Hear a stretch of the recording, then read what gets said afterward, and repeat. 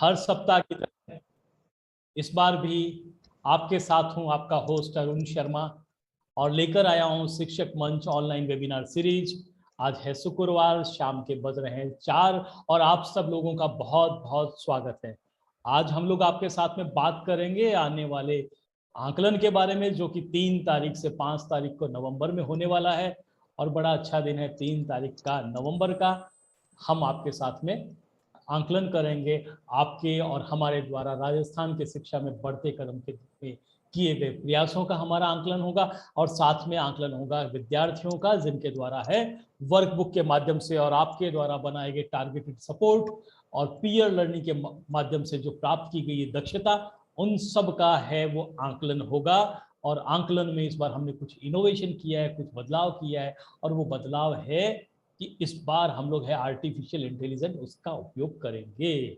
और आज जो हमारा है, सबसे पहले मैं शुरुआत करूं, हर बार की तरह आपको बता दूं कि ये शिक्षक मंच है, आप लोगों का मंच है, स्पेसिफिकली RKSNB के कार्यक्रम के बारे में है। और आपके सुझाव है, आपके सवाल है, वो हमारे लिए एक पूंजी होते हैं, एक निधि होते हैं, और उनसे हम लोग फिर तैयारी करते हैं अपने कार्यक्रम में सुधार करने की। और दिन प्रतिदिन है इस कार्यक्रम में निखार आता जा रहा है।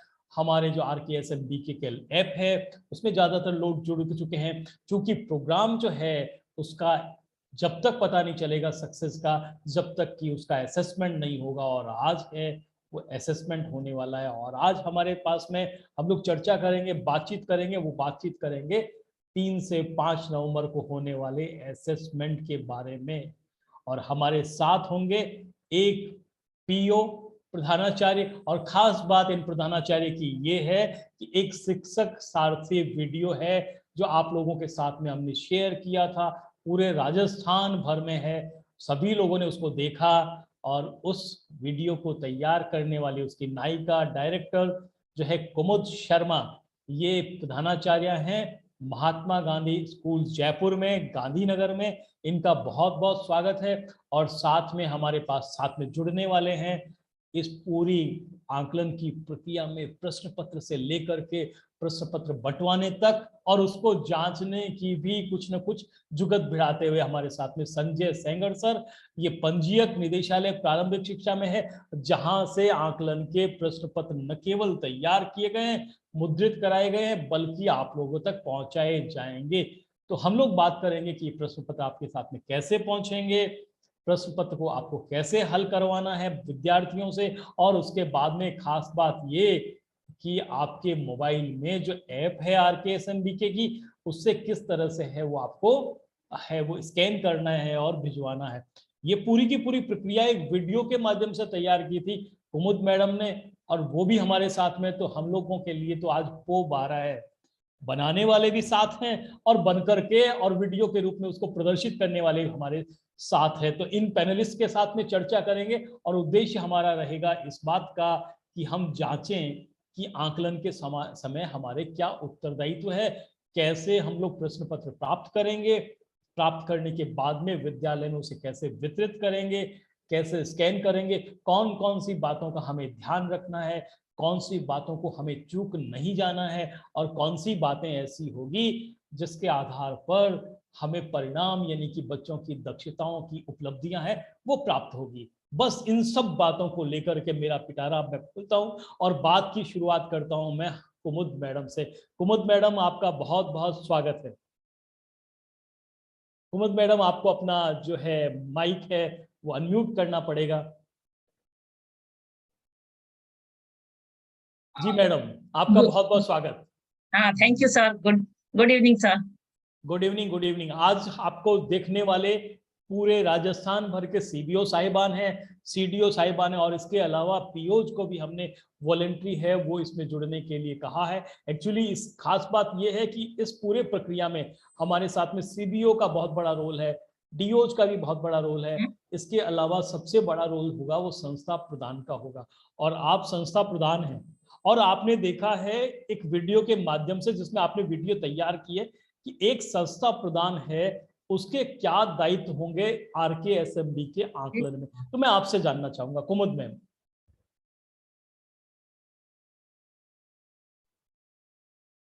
कुमुद मैम, आपको मेरी आवाज आ रही है?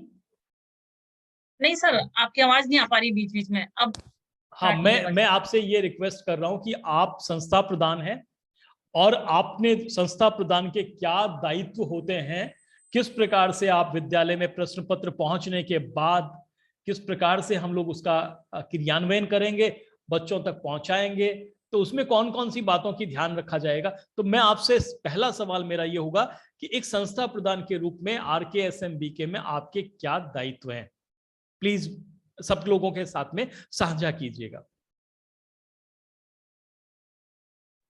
आवाज आ रही है मैम? कुमुद मैम, मेरी आवाज आ रही है आपको? हेलो हेलो, कुमुद मैम, आवाज आ रही है मेरी? सेंगर साहब, आपसे मेरा आग्रह है कि आप अनम्यूट हो जाएं प्लीज। सर। हाँ, कुमुद मैम को शायद मेरी आवाज नहीं आ रही। हमारे दूसरे गेस्ट, जैसा मैंने आपको बताया था, पैनलिस्ट हैं डॉक्टर संजय सेंगर। डॉक्टर संजय सेंगर है, वो पंजीयक हैं विभागीय परीक्षाओं में, और इनके माध्यम से ही प्रश्न पत्र बनने से लेकर, प्रश्न पत्र बनने की व्यू रचना से लेकर आप तक पहुंचाने की जिम्मेवारी उनकी होगी। तो मैं सेंगर साहब से आग्रह करूंगा, कुमुद मैम से पहले, जब तक उनके साथ में हमारा रास्ता फिर जुड़ जाए, आपसे आग्रह करूंगा कि आप मुझे बताएं कि संस्था प्रधान तक पेपर पहुंचाने की जिम्मेवारी किसकी है, और CBO जिनकी जिम्मेवारी जहां तक मुझे मालूम है, तो उनको क्या क्या दायित्व निभाने होंगे। संजय जी सेंगर साहब। सर, सभी को नमस्कार। Arun ji, thank you very much. हाँ,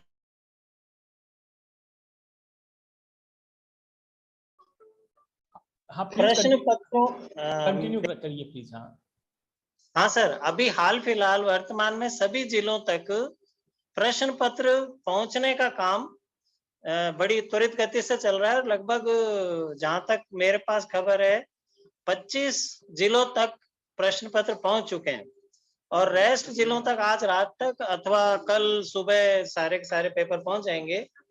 उसके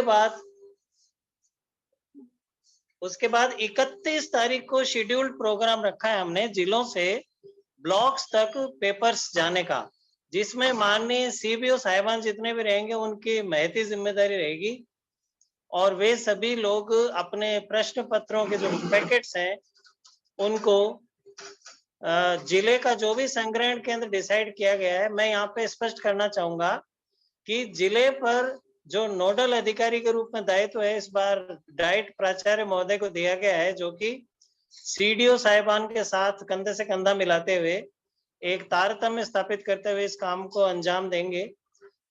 तो 31 तारीख को सभी CBO साहिबान जो हैं वो जिला स्तर से पेपर्स को ले लेंगे, और शेड्यूल के मुताबिक 1 तारीख को वे सभी अपने अंतर्गत अपने अपने जो क्षेत्र है उसके अंतर्गत आने वाले सभी POs को उन बॉक्सेस का बंटवारा करेंगे। प्रश्न पत्र के जो बॉक्सेस हैं वो PO वाइज पैक्ड हैं, प्रॉपरली पैक्ड हैं, और कार्टून है जैसे गत्ते के डब्बे आते हैं उस शेप में वो हैं। जहां पहुंच गए हैं उन सभी जिलों के संग्रहण केंद्र पर उनको अच्छी तरह से जांच परख लिया गया है, और अभी तक कोई न्यूनता या अधिकता वाली स्थिति हमारे पास नहीं है। तो अरुण जी, जैसा कि आपने कहा कि CBO साहिबान का महत्वपूर्ण दायित्व ये रहेगा कि जिले से ब्लॉक के POs के बीच की जो महत्वपूर्ण कड़ी है वो रहेंगे, और पूरी जिम्मेदारी के साथ वो अपने POs तक उन बॉक्सेस को पहुंचाने का कार्य करेंगे। इसमें जो 17 तारीख को टाइम टेबल हमने जारी किया था उसके साथ माननीय डायरेक्टर सर के सिग्नेचर से डायरेक्शंस भी जारी किए थे। उसमें सब कुछ क्लियर कट था कि जिला समान परीक्षा योजना के पेपरों की तर्ज पर इनका वितरण किया जाएगा, क्योंकि पृथक से इनके लिए कोई बजटिंग प्रावधान अपने पास उपलब्ध नहीं है।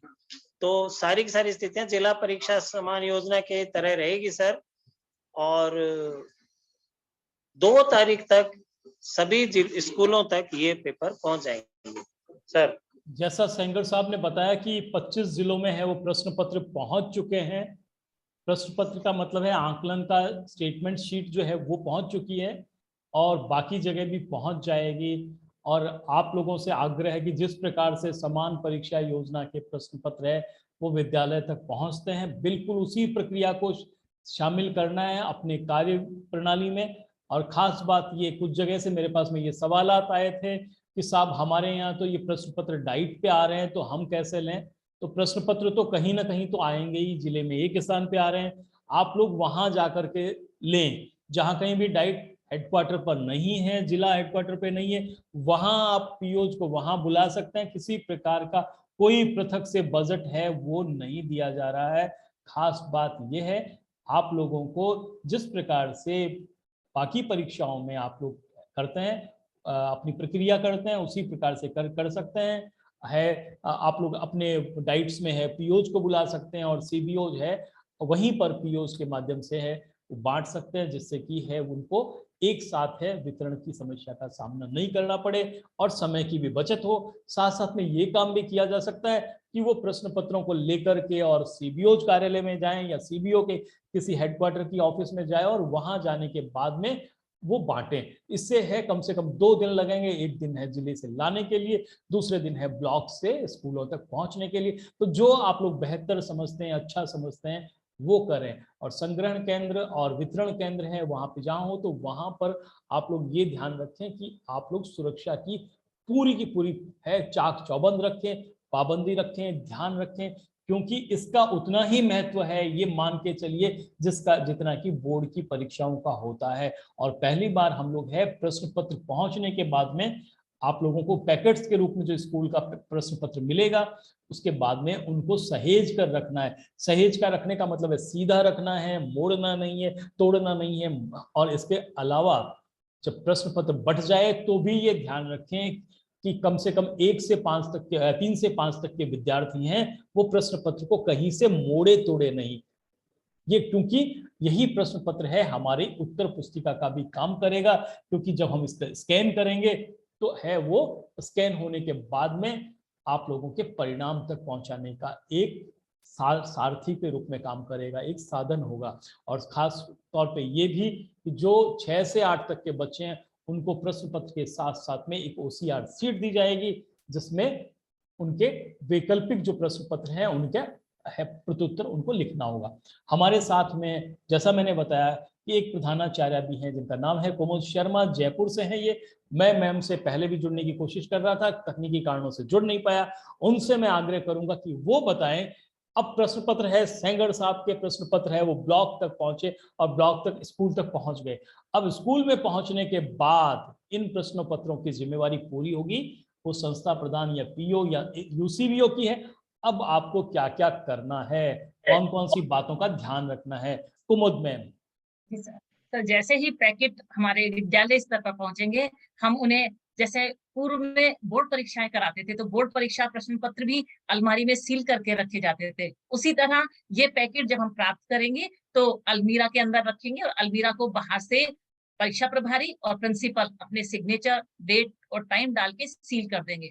और क्योंकि ये परीक्षा प्रश्न पत्र और OCR कम से कम एग्जाम से 1 या 2 दिन पूर्व पहुंचेंगे तो 2 दिन तक उनके संधारण की, सुरक्षा की ये संपूर्ण जिम्मेदारी परीक्षा प्रभारी की होगी। और जिस दिन पेपर होगा उस दिन फिर तब तक ये है कि अपन पेपर को फोल्ड नहीं करें, OCR शीट हो बिल्कुल सीधी हो और उसको लेते समय पैकेट को हम ये ध्यान रखें उसके ऊपर जो भी हमारे विद्यालय का नाम या केंद्र कोड जो भी है उसे हम अच्छी तरह से चेक कर लें। धन्यवाद मैम। मैम ने ये बताया कि किस तरह से आपको प्रश्न पत्र प्राप्त होने के बाद उन्हें अलमारी में रखना है, डबल लॉक की अलमारी में रखना है, और अलमारी के बाद में आप उसको सील पैक करना है। और सील करते समय ध्यान रखना है तो सील पे है परीक्षा प्रभारी और संस्था प्रधान दोनों के हस्ताक्षर होंगे। प्रश्न पत्र के बारे में कुछ और बात करें उससे पहले मैं ये आपको बता दूं कि ये जो प्रश्न पत्र हैं वो कक्षा 3 से 8 तक के हिंदी, अंग्रेजी और गणित विषय के होंगे। इन तीनों विषयों के होंगे। इनमें 15 सवाल आएंगे आपके सामने बच्चों के लिए, और उन सवालों के हर एक के 4-4 विकल्प होंगे। और इन विकल्पों में से बच्चा जो उत्तर सही समझता है उसके सामने उसका टिक का निशान लगाना है, राइट का निशान लगाना है। तो मैं आपसे आग्रह करूंगा कि जब प्रश्न पत्र पहुंच गए और उसके बाद में कक्षाओं में वितरित हो गए तो उसके बाद में है उसका क्या होगा। और उससे पहले मैं सेंगर साहब से ये जानना चाहूंगा कि क्या इसके लिए कोई टाइम टेबल भी निर्धारित है, कोई समय विभाग चक्र भी है, कितने समय का ये प्रश्न पत्र होगा, और प्रश्न पत्र होगा तो उस समय तक जो इन्विजिलेटर होगा उसका क्या दायित्व होगा, और उसके साथ में वहां पे जो केंद्राधीक्षक होगा यानी कि संस्था प्रधान उनका क्या दायित्व होगा, क्या अपने अपने विद्यालयों में होंगे, उनके बैठने की व्यवस्था क्या होगी, क्या इसके बारे में कोई गाइडलाइन अगर आप देना चाहें तो सेंगर साहब पहले आपसे आग्रह और उसके बाद में हम फिर लौटेंगे कुमुद मैम की तरफ। Thank you Arun ji. जैसा कि समय सारणी की आपने अभी चर्चा की, तो 3 नवंबर से लेके 5 नवंबर तक इसका अलग अलग एक बिल्कुल प्रॉपर टाइम लाइन हमने जारी कर दिया है सर। समय अवधि जो रहेगी वो 1 घंटा रहेगी, सुबह 10:30 से 11:30 बजे तक। तीसरी से 5वीं तक के जो बच्चे हैं 3 क्लासों के, उनके लिए पहले दिन हिंदी का पेपर जिसको आप आकलन पत्र कह रहे हैं, दूसरे दिन अंग्रेजी और तीसरे दिन गणित का पेपर होगा 5 तारीख को। बट 6ठी से 8वीं के लिए सर थोड़ा इसमें फेरबदल है सीक्वेंस में। 3 तारीख को गणित, 4 तारीख को सर 3 तारीख को गणित, 4 तारीख को हिंदी और 5 तारीख को अंग्रेजी का आकलन किया जाएगा 6 से 8 के लिए। वही समय रहेगा 1 घंटे का और वही समयावधि रहेगी सुबह 10:30 से 11:30 बजे तक। दूसरी बात जो सर आपने की उसके बारे में मेरा ये कहना है कि वीक्षक का और केंद्राधीक्षक महोदय का तो बहुत बड़ा दायित्व रहेगा, क्योंकि बच्चे छोटे हैं। वो प्रॉपरली 6 कक्षाओं के विशेष रूप से तीसरी से 5वीं क्लास के बच्चे समय पर आ जाएं और 1 घंटे की परीक्षा उनको दें। और उसको केंद्राधीक्षक का प्रमुख दायित्व ये रहेगा कि सभी बच्चे स्कूल आ जाएं, क्योंकि छोटे बच्चे हैं वो परीक्षा और आकलन को इतना समझते नहीं है, तो उनको मोटिवेट करके अपने को समय पर स्कूल पे लाना होगा। और वीक्षक का दायित्व ये रहेगा सर कि छोटे बच्चे हैं, रिटर्न पेपर पहली बार शायद इतना लार्ज स्तर वाला वो देख रहे होंगे, तो उसमें हो सकता है कुछ शब्द या कुछ वाक्य या कुछ बातें उनको समझ में ना आए। तो उनका प्रमुख दायित्व ये होगा कि वो बच्चे को क्वेश्चन को अच्छी तरह से व्याख्या करके समझावें, ना कि उसका उत्तर उनको बतावें। तो मेरा सभी वीक्षकगण से, गुरुजन से आग्रह रहेगा कि बच्चों की सहायता करें, बस प्रश्न समझने में करें, उत्तर बताने में ना करें। सर बहुत ही बढ़िया, सीधी सी सिंपल सी बात ये है कि प्रश्न पत्र है उसका भी टाइम टेबल है 3 से 5, 10:30 से लेकर के और 11:30 बजे 1 घंटे का, और बड़े आसानी से 1 घंटे में होगा क्योंकि सिर्फ 15 सवाल हैं और उसके 4 विकल्प हैं। कक्षा 3 से 5 तक के लिए वही प्रश्न पत्र होगा और उसी में ही वही OMR सीट है, OCR सीट है, उसी पे आपको टिक करना है। सेंगर साहब ने साथ में ये बताया कि 6 से 8 के टाइम टेबल के क्रम में परिवर्तन है और सबसे पहला दायित्व विद्यालय के संस्था प्रदान के साथ साथ में सभी शिक्षकों का है कि जितने भी विद्यार्थी वहां अध्ययनरत हैं उन सबको इस आकलन की जो प्रक्रिया है उसमें भाग लेना है, भागीदारी देना है। और इसका अर्थ केवल विद्यार्थियों के लिए नहीं, परिणाम के लिए नहीं, बल्कि उनके अभिभावकों के लिए, स्वयं विद्यार्थियों के लिए और शिक्षकों के लिए भी होगा, क्योंकि इसका जो परिणाम जारी होगा, इसका जो असेसमेंट होगा, आकलन होगा, वो होगा दक्षता आधारित। और हमें पता चलेगा कि हमने वर्क बुक के इस जो सेगमेंट है उसमें कौन कौन सी दक्षताएं हैं वो हासिल करने में विद्यार्थियों को दक्ष बना दिया है और कौन कौन सी दक्षताओं में अभी भी विद्यार्थी संघर्ष कर रहा है। यानी अभी हमें भी और संघर्ष करने की जरूरत है, शिक्षक को अभी टारगेटेड सपोर्ट देने की जरूरत है, थोड़ा समय है वो नया और बिताना पड़ेगा। और साथ ही साथ में जो बेसलाइन के बाद में हमने ग्रुपिंग की थी उसको रीग्रुपिंग भी करने की है, वो हमें एक तरह से अंतर्दृष्टि है, वो इंसाइट है जो प्राप्त होगी।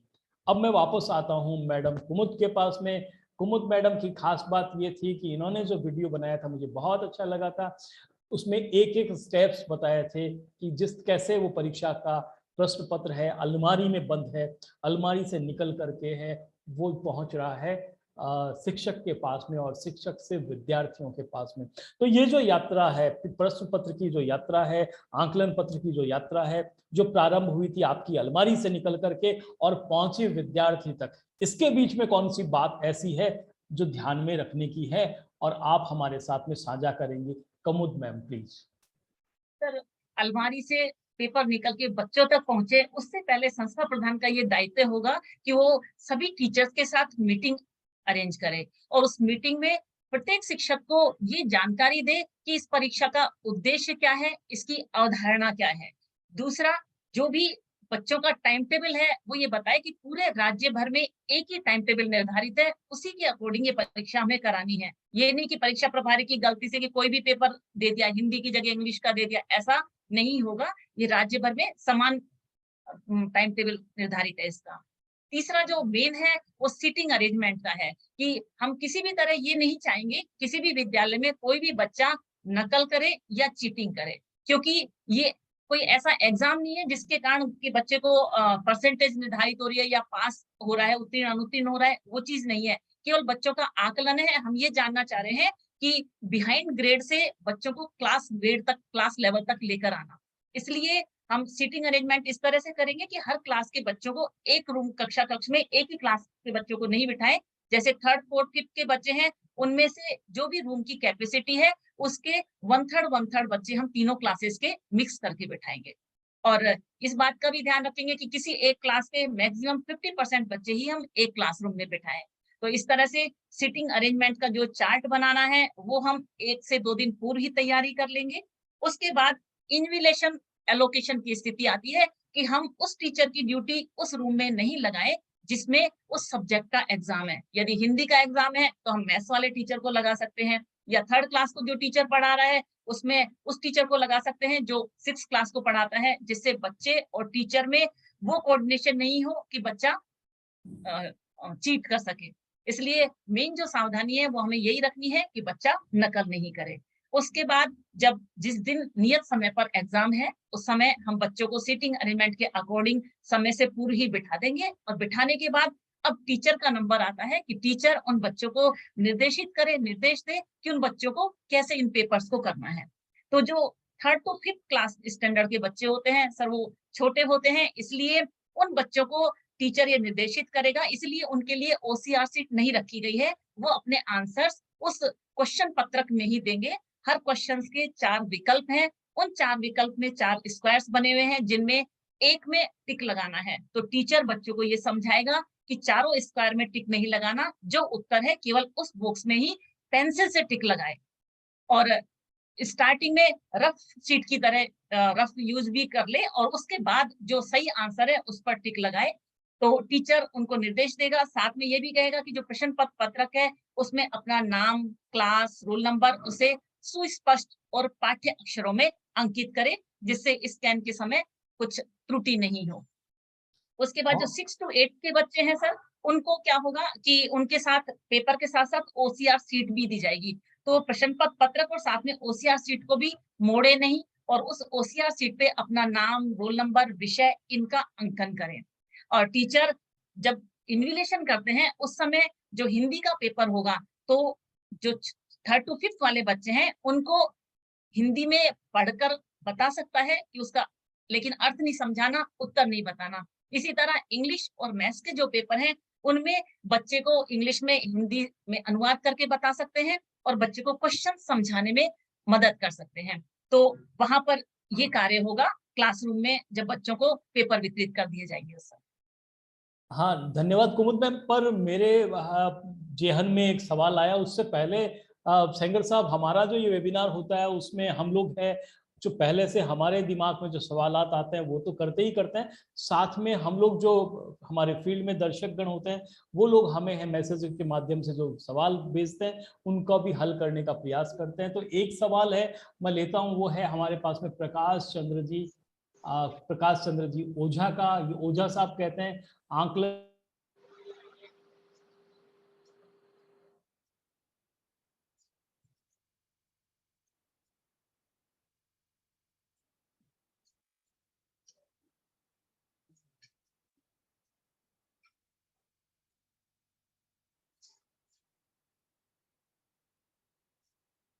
कर रहे होते हैं। तो एक बात तो ये है कि वो अपने अपने शिक्षक के रूप का दायित्व है वो पूरा करें, और साथ ही साथ है वो सचेत रहें, जागरूक रहें कि कोई भी साथी है उनसे फोन कर करके है वो कोई बात पूछ सकता है इस आने वाली परेशानी को दूर कर सकता है। इसके अलावा जैसा कि हमने ब्लॉक्स में सूचना दी थी कि ब्लॉक लेवल पे और डिस्ट्रिक्ट लेवल पे इस समय तक है कंट्रोल रूम का स्थापना कर,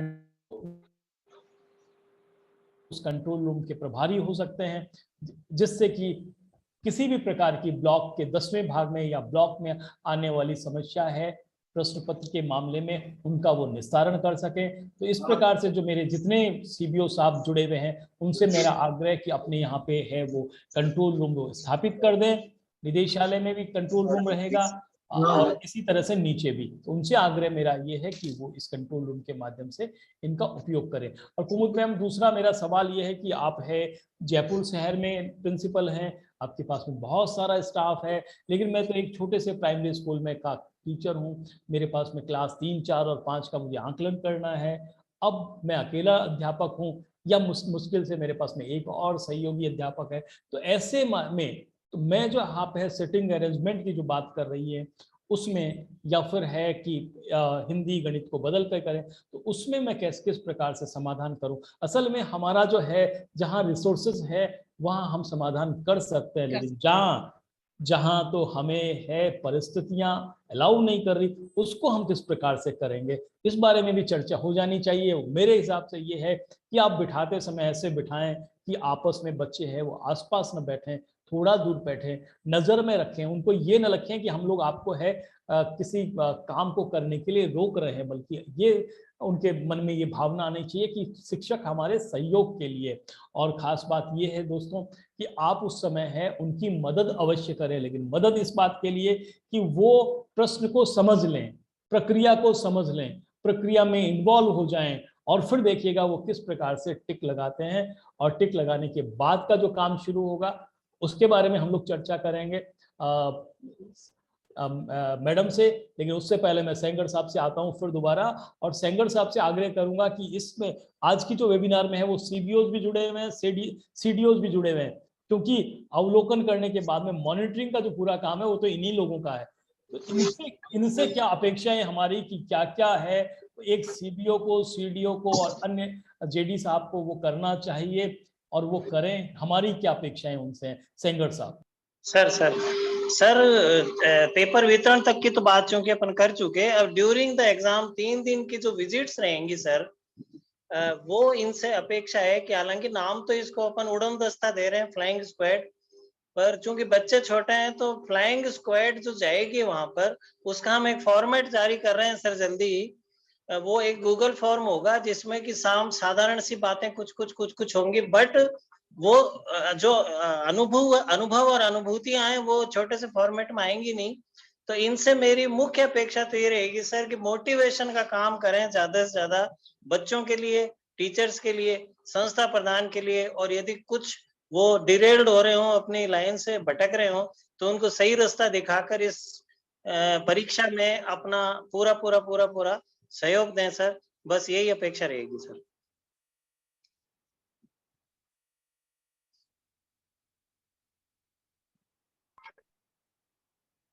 जिस प्रकार से 5वीं, 8वीं और 10वीं बोर्ड में उड़न दस्ता होता है, उसी प्रकार से है वो RKSMBK की इस आकलन में भी उड़न दस्ता आपको बनाना है। और आपको अनिवार्य रूप से आकलन की अवधि में, यानी कि 10:30 से 11:30 बजे तक किसी न किसी विद्यालय का विजिट अवश्य करना है। आप वहीं रहेंगे, जिससे कि न केवल है शिक्षकों का मनोबल बढ़ेगा, बाकी प्रक्रिया है वो सुचारू होगी, यह भी देखी जाएगी। तो सेंगर साहब ने ये बात बताई।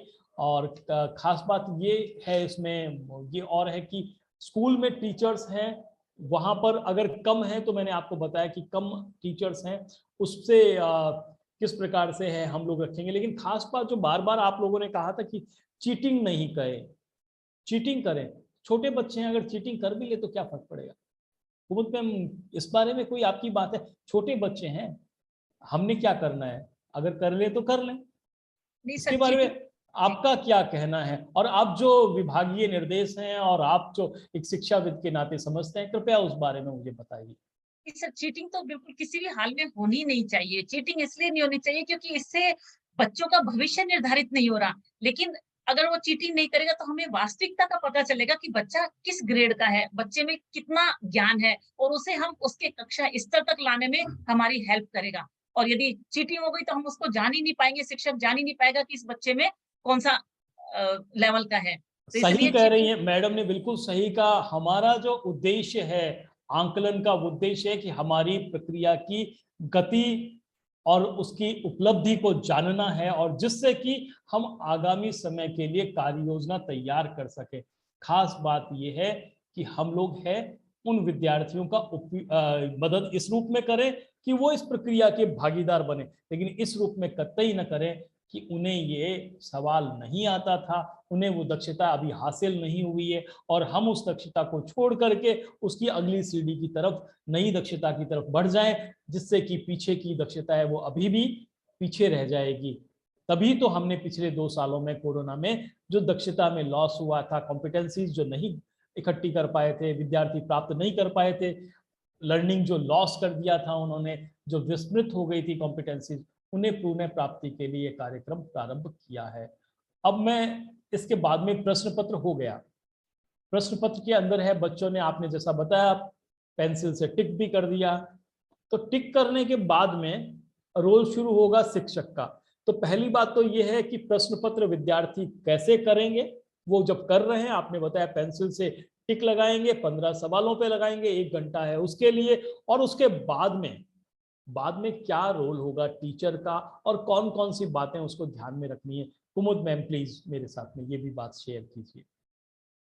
सबसे पहले तो टीचर को ये ध्यान रखना है कि ओसीआर सीट को किसी भी हाल में फोल्ड नहीं करें, बच्चे भी फोल्ड नहीं करें, बच्चों को भी बार बार निर्देशित करते रहे। 3rd से 5th तक केवल प्रश्न पत्रक रहेगा, उसी में विकल्प का चयन करेंगे बच्चे, उन्हें भी बच्चे फोल्ड नहीं करें। और 6 to 8 के बच्चे ओसीआर सीट को किसी भी हाल में फोल्ड नहीं करें। उसके बाद उनको, क्योंकि रूम में सिटिंग अरेंजमेंट इस तरह का होता है कि हर क्लास के हर ग्रेड के बच्चे हैं, इसलिए जब ओसीआर सीट का कलेक्शन करें तो टीचर ये ध्यान रखे कि हर क्लास के जो ओसीआर सीट्स हैं वो अलग अलग ही कर लें। उसके बाद जो टीचर है वो उन्हें स्कैन करेगा। तो ओसीआर सीट, यदि मेन विशेष बात यही ध्यान रखनी है कि फोल्ड नहीं होनी चाहिए, यदि फोल्ड होगी तो स्कैनिंग में प्रॉब्लम आएगी। और स्कैन करके, और उसमें एक बात, इस बात का विशेष ध्यान रखें कि हर ओसीआर शीट पर बच्चे का नाम, रोल नंबर और क्लास, विषय ये अंकित रहना चाहिए, जिससे किसी भी तरह की कोई आगे प्रॉब्लम नहीं क्रिएट हो। और टीचर जब स्कैन कर लेगा तो वो सब कुछ आर्टिफिशियल इंटेलिजेंस के माध्यम से, एआई के माध्यम से बच्चे का आकलन हो जाएगा।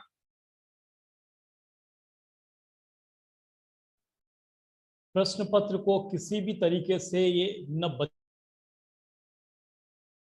उसे मोड़ना है न तोड़ना है, बिल्कुल सीधा सपाट जैसा वो आया था वैसा ही रखे। इन्विजिलेटर जब कैरी भी करते हैं क्लासरूम से लेकर के और परीक्षा प्रभारी के कक्ष तक, या परीक्षा प्रभारी के कक्ष से लेकर के और परीक्षा कक्ष तक, तब भी उसको, उस पैकेट्स को मोड़े नहीं। जब मुड़ जाएगा, उसमें किसी प्रकार का झोल पड़ जाएगा, किसी प्रकार का मोड़ आ जाएगा, तो फिर वो स्कैन नहीं हो पाएगा। तो सबसे पहली और खास बात यह है कि वहाँ इन्विजिलेटर है वो इस बात का ध्यान रखेगा कि वो स्वयं भी किसी प्रकार के है किसी एक शीट को या शीट के पैकेट को मोड़ेगा तोड़ेगा नहीं। और जब कभी भी वो विद्यार्थियों के सामने होंगे,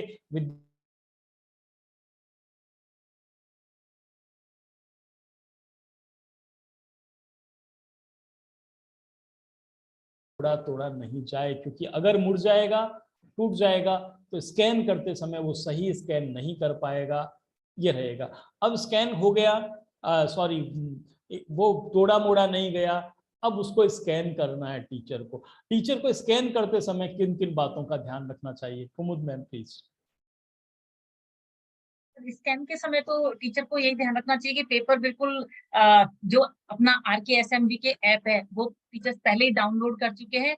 उस ऐप से जो पेपर है वो बिल्कुल सीधा होना चाहिए और उसपे सभी चीजों का अंकन होना चाहिए, नाम, रोल नंबर, क्लास, विशेष इन्हीं बातों का ध्यान रखना है।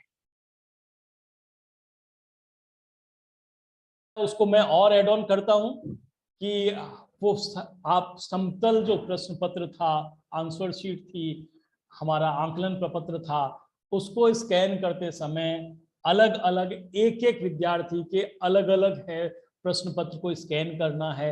स्कैन करते समय जिस सतह पर वो रखना है वो सपाट सतह होनी चाहिए, हार्ड सतह होनी चाहिए, समतल सतह होनी चाहिए, उबड़ खाबड़ नहीं हो, उसके नीचे किसी तरह की फाइल्स है, किताबें हैं, वो न हो, ये बात अवश्य रूप से ध्यान दें।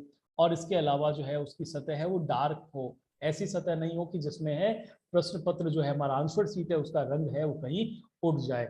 अब हमको स्कैन करना है, तो जैसा मैम ने बताया सबसे पहला काम होगा कि आप है ऐप को अपडेट करेंगे।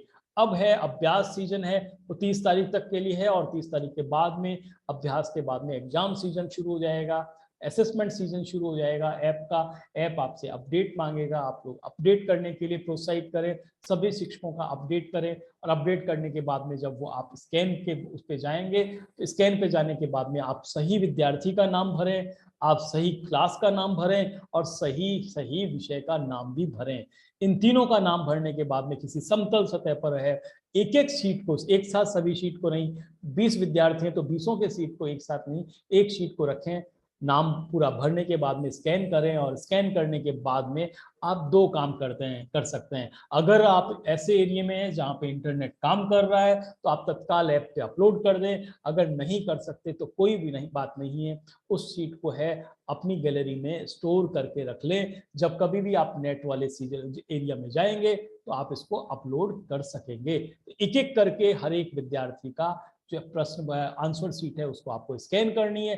खास बात यह है स्कैन करते समय ध्यान दें कि स्कैन के चारों कोने हैं वो स्कैन होने चाहिए, अर्थात पूरे का पूरा प्रश्न पत्र है जो विद्यार्थी ने किया है हल अपनी आंसर शीट में, तो वो पूरे का पूरा हल होना चाहिए। जैसा मैंने पहले बताया था क्लास 1 से 5 3 से 5 के लिए जो प्रश्न पत्र है उसी में होगा, और जो 6 से 8 है उनके लिए OMR सीट, जो इसको OCR सीट बोला है, OCR सीट है उसको स्कैन करना पड़ेगा। OCR सीट होगी, उसके चारों कोनों में है वो है आपके QR कोड लगा हुआ होगा, और आप ध्यान रखिए कि QR कोड है आपके स्कैन की फोटो में आए। फोटो खींचते समय ये ध्यान रखिए कि अनावश्यक आसपास का धरातल, आसपास का चित्र न आए, आप विद्यार्थी का फोटो नहीं खींचेंगे, है ना, ये सब चीजें आप करेंगे। आपको इसके बारे में जो हमारे कुछ हमने आपको लिंक भेजे हैं, ये लिंक है वो आपके को बताएंगे कि किस प्रकार से आपको ऐप का आंकलन करना है, किस तरह से आप ऐप के दूसरे चरण में जाएंगे, कहाँ से आप ऐप है वो अपलोड करेंगे, कहाँ आपको सैंपल पेपर्स मिलेंगे, कक्षा की प्रक्रिया कैसे होगी, और आपके पास में जो सवाल होंगे उसके बहुत सारे जो साधारण सवाल है फ्रीक्वेंटली आस्क्ड क्वेश्चंस हैं उनके रिप्लाई भी आपको मिलेंगे। और इन सब के अलावा आपके पास में जो है आपकी मदद के लिए, आपकी सहायता के लिए ऐप मेंटर्स जो है वो है ही हैं, उनको सहयोग करने के लिए भी आप रहेंगे। तो इस सब तरह के लिंक मैंने आपको साथ भेजे हैं। ये जो कार्यक्रम है हमारा वो हर सप्ताह होता है, और हर सप्ताह के साथ साथ में ये है वो हर समय आपके उपलब्ध रहता है। कहाँ पर? हमारे विभागीय यूट्यूब चैनल पर। आप वहाँ जाकर के न केवल आज के जो है इसकी रिकॉर्डिंग को, इस प्रसारण की वेबिनार की रिकॉर्डिंग को आप देख सकते हैं, इसके अलावा पुरानी जितनी भी वेबिनार की रिकॉर्डिंग है उसको भी देख सकते हैं। ये प्रश्न पत्र है हो गया, स्कैन हो गया, स्कैन होने के बाद में अपलोड हो गया, तो अब संस्था प्रदान की क्या जिम्मेवारी होगी कुमुद मैम? संस्था प्रदान की जिम्मेदारी होगी कि आकलन के पश्चात, क्योंकि ये सब कुछ RKSMB के ऐप जो बनाया है वो आर्टिफिशियल इंटेलिजेंस से हर बच्चों का आकलन करके बताया जाएगा। तो जो बाद में जो भी बताया जाएगा कि कौन सा बच्चा किस ग्रेड पे कितनी दक्षता रखता है, उसको आगे टीचर्स जो है उसका इम्प्रूवमेंट करेंगे बच्चों का। तो जो भी बच्चा जिस ग्रेड का है उसमें वो ही वांछित परिणाम लाने के लिए अपना प्रयास पूरा करेंगे, और बच्चे को उस क्लास के लेवल तक लाना टीचर्स का काम रहेगा।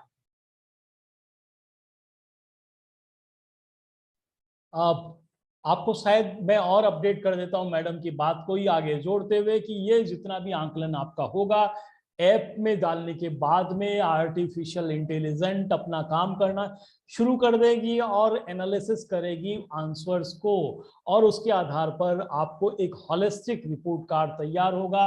और वो हॉलिस्टिक रिपोर्ट कार्ड न केवल बच्चे के पास, शिक्षक के पास, बाकी उसके अभिभावक के पास भी उसके व्हाट्सएप के जरिए उन तक पहुंचेगा। जिसमें ये लिखा होगा कि कौन सी दक्षताएं उस विद्यार्थी द्वारा हासिल कर ली गई होगी और कौन सी नहीं। मैं आपसे शेयर करूं कि ये वर्ल्ड रिकॉर्ड होगा, पूरी दुनिया में शायद पहली बार ऐसा प्रयोग होगा जबकि इतने बड़े पैमाने पर आर्टिफिशियल इंटेलिजेंस का एक साथ उपयोग किया जा रहा है। तो हमारे लिए 3 तारीख से 5 तारीख की जो अवधि है वो बहुत महत्वपूर्ण है, बहुत ही महत्वपूर्ण अवधि है। और इसमें हमारे साथ में सभी लोग यानी कि ज्वाइंट डायरेक्टर साहब, सीडीओ साहब, सीबीओ साहब, पीओ साहिबान और संस्था प्रधान, ये सब के सब, इनके अलावा हमारे जो की तुरुप का इक्का जो हमारे शिक्षक होंगे वो होंगे, क्योंकि ये जो हमारी नवीन जो हमने नवाचार किया है उसको अंजाम तक पहुंचाने में उनका बहुत बड़ा योगदान होगा। तो मैं इस संबंध में है 1-2 सवाल आते हैं उनको लेता हूं। उससे पहले मैं एक बार फिर दोबारा से मैं बात करना चाहूँगा सेंगर साहब से कि सेंगर साहब आप मुझे क्योंकि हमारा समय है वो अब लगभग पूर्ति की ओर जा रहा है, सिर्फ 15 मिनट बचे हैं और जिसमें हमें कुछ सवालात भी लेने होंगे। तो आपसे आग्रह मेरा ये कि प्रश्न पत्र प्रक्रिया के बारे में, प्रश्न पत्र होने के बारे में, उन तक पहुंचने के बारे में जो आपका रोल है वो एक बार है इन सब लोगों को बता दीजिए। और साथ में ये भी बता दीजिए कि किसी प्रकार की कठिनाई आती है, कहीं पेपर कम पड़ता है, कहीं ज़्यादा होता है, तो उनको क्या करना है, घबराना नहीं है और किस तरह से है वो परिणाम को कि हमारा जो उद्देश्य है उसके परिणाम की तरफ जाना है उनको। तो कृपया आप एक बार मुझे इस बारे में और जानकारी दीजिए, मेरे साथ साथ में मेरे सभी श्रोता भी इस बात से लाभान्वित होंगे। सर प्रश्न पत्र स्कूलों में पहुंच गए, पेपर्स आपका हो रहा है, मान लीजिए 4 तारीख का अंग्रेजी का पेपर आपका हो रहा है और अचानक ये पता चला कि जो 14 सितंबर की संख्या थी शाला दर्पण पर उससे 10 एडमिशन ज्यादा हो गए हैं। तो 8 तो हमने ज्यादा पेपर दे दिए पर 2 पेपर फिर भी कम पड़ रहे हैं। तो ऐसी स्थिति में बहुत ज्यादा होच-पोच नहीं होना है और निकटतम जो विद्यालय है, गवर्नमेंट स्कूल है, जो आपका पीओ स्कूल भी हो सकता है, कोई दूसरा स्कूल भी हो सकता है या आपका खुद का भी स्कूल हो सकता है, जहां पर फोटोकॉपियर उपलब्ध हो वहां से उसकी अपने को फोटोकॉपी करनी है। क्योंकि जो पेपर है इस प्रश्न पत्र का वो सेम पेपर है जो कि फोटोकॉपी पेपर है 70 जीएसएम का। बट इसमें एक बात अरुण जी मैं ये अंडरलाइन करना चाह रहा हूं कि किसी भी स्थिति में किसी भी दुकान से फोटोकॉपी करने से अपने को जहां तक हो सके बचना ही चाहिए। दुकान पर प्लीज किसी भी स्थिति में फोटोकॉपी नहीं करवाएं। भले ही उसके लिए अपने को थोड़ा समय लग रहा हो तो वो समय तो हो सकता है, उसको तो सेट किया जा सकता है, बट कोई मिस हैपनिंग हो जाएगी, उसको थोड़ा सेट राइट करना मुश्किल होगा। दूसरा निवेदन मैं ये करना चाहता हूँ, सबसे मुख्य जो समस्या आने वाली है वो ये है, या तो क्वेश्चन पेपर कुछ कम पढ़ सकते हैं कुछ ऐसे विद्यालयों में जहां पर शाला दर्पण पर नामांकन का डाटा जिस आधार तिथि को हम लेकर चल रहे हैं उससे अधिक है।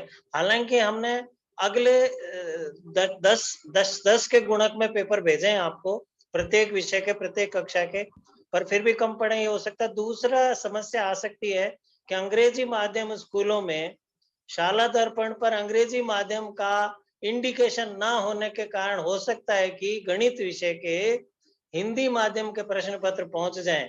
तो उसको अपने को, क्योंकि क्वेश्चन तो सेम है सब में, खाली माध्यम का अंतर है, तो उसको अपने को SA1 के लिए प्लीज हिंदी माध्यम के क्वेश्चन पेपर को काम में ले लें तो ठीक रहेगा। और अगली बार के लिए हम आपसे अपडेट ले लेंगे, एक एक्सेल शीट आपसे साझा करेंगे, तो SA2 के लिए इन सब चीजों को अपन रेक्टिफाई कर लेंगे। सेंगर साहब ने बहुत ही महत्वपूर्ण 2 जानकारियां दी।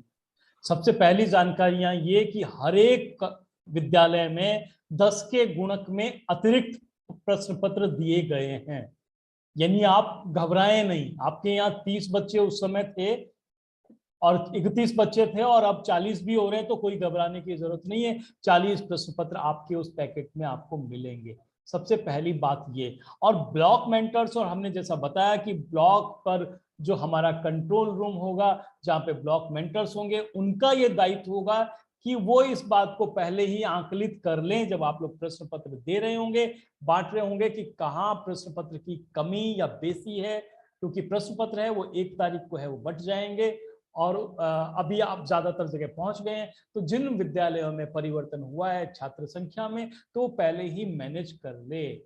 खास बात ध्यान रखने की ये है कि किसी भी कारण से ये प्रश्न पत्र है वो बाहर नहीं जाना है, फोटोस्टेट कराने से बचना है, हमें फोटोस्टेट नहीं करानी है। एक बहुत सारा सवाल सेंगर साहब ये आया है, किरण पाल मैडम है, इन्होंने कहा है कि हमारा स्कूल का टाइमिंग तो 12:30 से 5:30 का है, हम तो आपके टाइम पीरियड में आते ही नहीं है, तो हमारे यहाँ आकलन कैसे होगा। किरण जी के सवाल बड़ा रोचक है, इसलिए मैं चाहूंगा कि आप प्रत्युत्तर दें। सेंगर साहब प्लीज।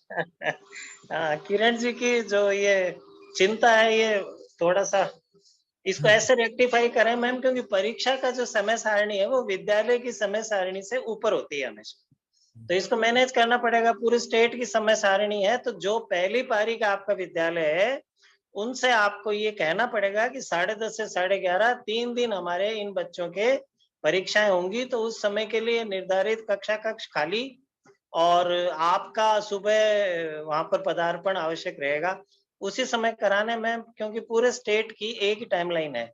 जी अरुण जी। तो पाल मैडम आप जान गए होंगे कि हमें हमारा समय जिस प्रकार से बाकी परीक्षाओं का समय होता है, बोर्ड का समय होता है, बहुत सारी बार हमारे विद्यालय के समय से पृथक होता है, अलग होता है, लेकिन हमें परीक्षा उसी अवधि में करानी है, पूरे स्टेट के लिए टाइमलाइन है, तो इसको कभी बदलेंगे नहीं।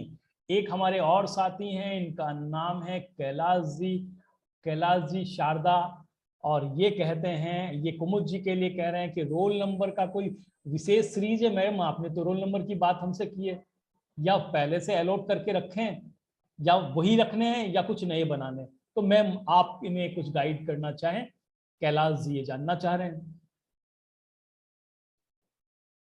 रोल नंबर कोई अलग से नहीं आए हुए हैं, जो हम स्कूल में बच्चों को रोल नंबर अलॉट करते हैं। जैसे अभी SA1 हो गया, तो हमने जैसे कोई सी भी क्लास है उसमें रोल नंबर अलग से, लोकल एग्जाम के जो रोल नंबर है वो अलॉटेड है स्टूडेंट्स को, तो हमें वही रोल नंबर रखने हैं। आप सिंपल क्लास के जो रोल नंबर है वो भी रख सकते हैं, लेकिन उससे थोड़ी प्रॉब्लम ये आएगी कि जैसे हमने थर्ड फोर्थ फिफ्थ को एक साथ बिठाया है, तो थर्ड में भी एक रोल नंबर होगा, फोर्थ में भी होगा, फिफ्थ में भी होगा। इसलिए अच्छा ये होगा कि जिस तरह से हम लोकल एग्जाम कराते हैं और लोकल एग्जाम में हर क्लास के लोकल रोल नंबर्स अलॉट करते हैं, तो आप वो रोल नंबर अलॉट कर दें, वो ज्यादा उचित रहेगा। पृथ्वी सिंह जी राजावत, इनका सवाल बड़ा ही रोचक है ना। नाम तो इनका पृथ्वी सिंह जी है, सब जो सब कुछ सब लोगों को लुटाते हैं, बिना धरती के कोई जीवित नहीं रह पाता है, उनसे सब कुछ हम प्राप्त करते हैं। लेकिन ये सवाल पूछते हैं कि कोई बच्चा अगर पेंसिल नहीं लाता है तो बच्चे को पेन से टिक लगा सकता है, या फिर हम उसे पेंसिल अलग से दें। बड़ा साधारण सा सवाल है। मैम कुमुद मैम आप बताएंगी। सर, विद्यालय में जो 1-2 दिन पूर्व जो व्यवस्थाएं की जाती है, उन व्यवस्थाओं का ही एक चरण ये भी है कि हम जो भी बच्चों के रिसोर्सेज है, संसाधन है, इन्हें अलग से अपने यहाँ मंगा के रख लें। तो कुछ पेंसिल्स अगर स्कूल में मंगा के रख ली जाए और उस समय बच्चों को अवेलेबल करा दी जाए, वो ज्यादा उचित रहेगा। क्योंकि पेन से टिक करने के बाद बच्चे छोटे हैं और वो उन्होंने यदि पेन से टिक लगा लिया, अब उनका मन है कि नहीं उत्तर ये गलत है और दूसरा सही है, तो उसे चाहकर भी चेंज नहीं कर पाएंगे। इसलिए अगर बच्चे नहीं लाते तो स्कूल से पेंसिल्स अवेलेबल करा दी जाए। बहुत ही बढ़िया जो है वो आपने बताया। खास बात ये है कि बच्चा है वो पेंसिल से की जगह पेन से टिक करता है तो भले ही करे, आपका आर्टिफिशियल इंटेलिजेंट है वो तो मार्क को है वो है स्कैन करेगी, लेकिन छोटा बच्चा है अगर वो गलती से बदलना चाहता है, गलती कर दी उसने, कहीं बाहर मार्क कर दिया, अंदर मार्क करना है ब्रैकेट के, जब आपने चेक किया तो बताया, तो इसलिए पृथ्वी सिंह जी वहां जरूरत पड़ेगी पेंसिल की। और पेंसिल नहीं लाता है तो कुछ पेंसिल्स आपके विद्यालय में रखी जाए, ऐसे विद्यार्थियों को पेंसिल है उसका उपयोग करने के लिए है वो है मौका दिया जाए। और सेंगर साहब एक और बात की, जैसा आपने कहा उड़न दस्ता होगा, तो ये सर, 1 घंटे का पूरा पूरा कार्यक्रम है। 1 घंटे में क्या हम लोग हिदायत देंगे किसी भी एक जो है वो उड़न दस्ते के कार्मिक को, उड़न दस्ते के अधिकारी को, या हमारे CBO साहिबान को या DO साहिबान को वो कितने विद्यालय देखें, या किसी एक ही विद्यालय में पूरी प्रक्रिया को देखें? इस बारे में आपकी कोई बात कहना है तो आपसे मेरा आपका जो सुझाव है उसको प्लीज साझा कीजिएगा। सर अरुण जी, मेरा सुझाव ये रहेगा कि यदि आप किसी कस्बे के मुख्यालय पर हैं या किसी ऐसे स्थान पर हैं जहाँ निकटतम 5 से 7 किलोमीटर पे, 8 किलोमीटर पे कुछ 4-5 सेंटर्स हैं। तो हमें कोशिश ये करनी चाहिए कि निकटतम है तो 4-5 सेंटर देख लें। बट यदि आप ऐसी जगह हैं जहाँ से दूसरा परीक्षा का केंद्र काफ़ी दूर है, तो पूरे समय तक वहाँ रहकर और पूरी प्रक्रिया को बारीकी से देखना समझना उचित रहेगा। मेरा पुनः यहाँ पर आग्रह रहेगा उड़न दस्ते के सभी साथियों से कि वे कृपया 2 चीज़ों पर ध्यान पूरी तरह केंद्रित रखें। एक तो जैसा कि कुमुद मैडम ने कहा, उनके कहे अनुसार छोटे बच्चे 3रे से 5वीं तक स्पेशली पेंसिल से ही काम कर रहे हैं और ना कर रहे हो तो आप थोड़ा मोटिवेट करें। दूसरा ये जरूर देखें कि माननीय वीक्षक महोदय जो हैं वो बच्चे को प्रश्न ही समझाएं, उत्तर ना समझाएं। जी सर। बहुत बढ़िया। खास बात यह है कि आप जहां हैं उसके आसपास के स्कूल्स को देख लें, लेकिन मैं आपसे इनके सेंगर साहब की बात से थोड़ा सा अलग हट के बात ये करता हूं कि दूर दराज की जितनी स्कूलें ज्यादा से ज्यादा उन्हें देखा जाए, क्योंकि शहरी जो है वहां पे आपके पीओ साहिबाने, यूसीबीओ साहिबाने या और लोग देख लेंगे, लेकिन दूर दराज के वहाँ मोटिवेशन की जरूरत पड़ेगी। वहां पर हो सकता है कि सिंगल टीचर स्कूल हो, वहां हो सकता है कि टीचर कोई छुट्टी पर हो, तो वहां पर ये व्यवस्था ज्यादा आवश्यकता होगी। तो कृपया वो अवश्य आप लोग देखें। और अब एक और बात खास जो सवाल किया है यहाँ पे कुशाल अख्तर ने, खालिद अख्तर जो सवाल कर रहे हैं वो ये कह रहे हैं कि हमने ओसीआर सीट है वो कहाँ जमा करानी है। क्या उनको ओसीआर सीट जमा करानी है? अगर करानी है तो कहाँ जमा करानी है सेंगर साहब? सर अख्तर सर से मैं ये कहना चाहूंगा कि आपको ओसीआर शीट कहीं जमा नहीं करानी है, उनको अपने विद्यालय में सुरक्षित रखना है जब तक कि वो एनालिसिस होकर पूरा का पूरा आपके पास शिक्षक ऐप पर डाटा नहीं आ जाए। कहीं पे भी जमा नहीं करानी, उसको जमा कराना है अपनी ऐप पर, जिसको आप स्कैन करके जमा करा रहे हैं तुरंत ही।